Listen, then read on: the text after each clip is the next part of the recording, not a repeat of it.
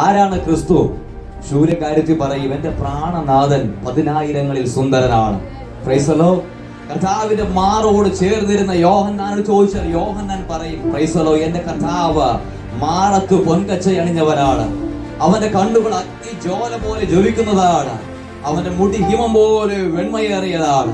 അവന്റെ പാദങ്ങൾ ഉലയിൽ ചുട്ടുപടിച്ച ഓട് പോലെയാണ്. സ്തോത്രം, ഹല്ലേലൂയ. പക്ഷേ ഗോൽഗോത്ത മലയുടെ മുകളിലേക്ക് ഒന്ന് നോക്കിയാൽ അതിന്റെ അകത്ത് തകർക്കപ്പെട്ട ഒരു ക്രിസ്തുവിനെ നമുക്ക് കാണുവാൻ കഴിയും.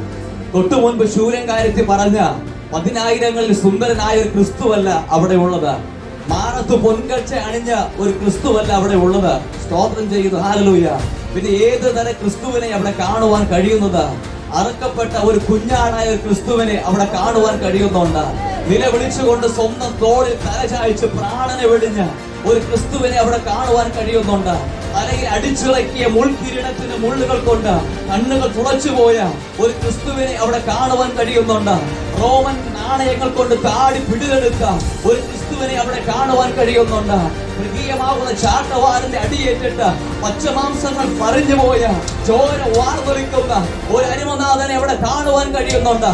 എന്നെ കേൾക്കുന്ന മാതാവേ, പിതാവേ, ഇതിന്റെ അകത്ത് യോഗ്യതയുള്ള വ്യക്തിയായി ഞാനും നീയുമായിരിക്കുമ്പോ, ഇതിന്റെ അകത്ത് ശ്രേഷ്ഠനായിട്ട് ഞാനും നീയുമായിരിക്കുമ്പോ, എന്നെ നിന്നെ യോഗ്യനാക്കുവാൻ വേണ്ടി സകല യോഗ്യതകളും മാറ്റിവെച്ചിട്ട് ഒരുവൻ തകരുവാനിടയായി തീർന്നു. അവന്റെ പരമയാഗത്തിന്റെ വിലയാണ് ഇതുവരെ മഹത്വകരമാകുന്ന അവസ്ഥയിലേക്ക് നമുക്ക് പ്രവേശിക്കുവാൻ കഴിയുന്നത്.